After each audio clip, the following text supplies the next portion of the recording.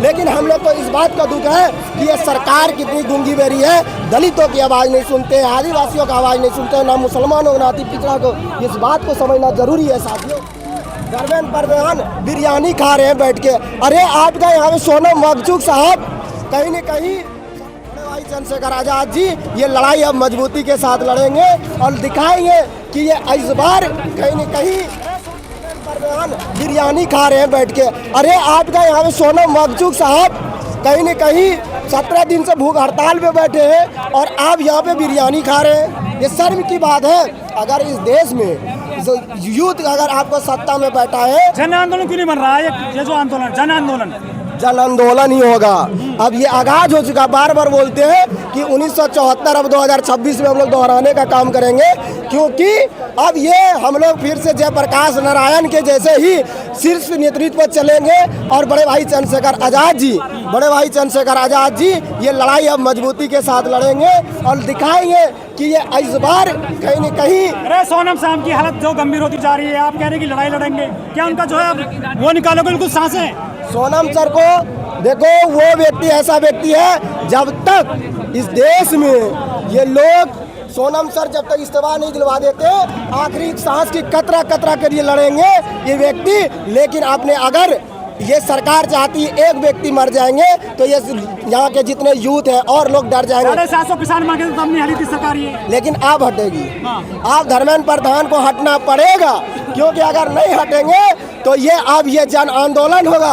और 20 तारीख आपको देखने को मिलेगा कि पार्लियामेंट इतिहास के पहली बार 1974 के बाद 2026 में 20 तारीख को कहीं न कहीं फिर से हम लोग घेरने का काम करेंगे, क्योंकि हम लोग महापुरुषों को मानने वाले व्यक्ति हैं। आपके नेताओं पे तो मार पड़ रही है। मेरठ में रवि गौतम पे हमला कर दिया था, क्योंकि ये सरकार डरती है ना। आवाज उठाने के साथ में ये शोषण करते हैं, जेल में भरता है। कितने को आप जेल में भरोगे? आप कितने रवि को? बहुत सारे लोग जेल चले गए मेरठ से, फिर बेल होंगे ना। हमें न्यायपालिका पे भरोसा है कि गलत की तरीके से कहीं न कहीं वो लोग जेल में भरने के प्लान करते हैं। इसका अगर वो पांडे को है हिम्मत, वर्दी खोल के आ जाए और वो लड़के दिखा बहुजन समाज के, उसका हम लोग ईंट से ईंट बजा देंगे।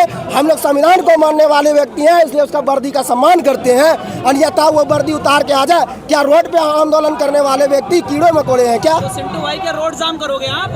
रोड हमें संविधान अधिकार दिया है। जब बाबा साहब भी लड़ाई लड़ रहे थे, जब आवाज़ नहीं सुनी जा रही थी, हमारे माननीय काशीराम साहब भी लड़ाई लड़ रहे थे। जब पार्लियामेंट के अंदर में आवाज़ नहीं उठा रहे, सड़क पे लड़ाई लड़के हम लोग न्याय लेने का काम कर रहे थे। लेकिन हम लोग को इस बात का दुख है कि ये सरकार कितनी गूंगी बेरी है। दलितों की आवाज़ नहीं सुनते, आदिवासियों का आवाज़ नहीं सुनते, ना मुसलमानों को ना अति पिछड़ा को।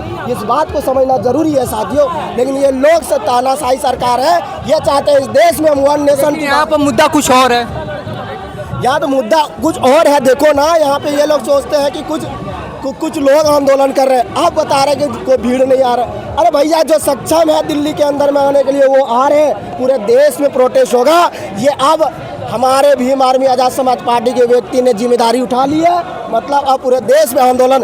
एक कॉल अगर बड़े भाई चंद्रशेखर आजाद जी ने कर दिया कि हम लोग धर्मेंद्र प्रधान का इस्तीफा लेने के लिए पूरे देश में आंदोलन करो, तो पूरे देश का चक्का जाम कर दिया जाएगा। भीम आर्मी का वो ताकत है, ये सब लोग वाकिफ है। आप लोग बताइए, पार्टी का समर्थन करने आए हैं कि छात्रों का समर्थन? हम लोग संगठन से है, हम लोग छात्र का यहाँ पर समर्थन करने आए। क्योंकि कोई व्यक्ति अगर एक व्यक्ति विशेष नहीं लड़ सकते हैं जब तक उसको अन्य संगठनों से जब तक समर्थन नहीं मिलता है, क्योंकि हम लोग जानते हैं लड़ाई किस तरह से लड़ा जाता है। इसलिए यहाँ पे अभिजीत दीप के भाई को हम लोग समर्थन देने आए हैं, क्यों उसका हौसला को मजबूत करने की। वो व्यक्ति अकेला नहीं है। लेकिन यहाँ से कहाँ न्याय मिलता है? बहन बेटी आई थी, कुश्ती पहलवानों खालिया चली गई थी।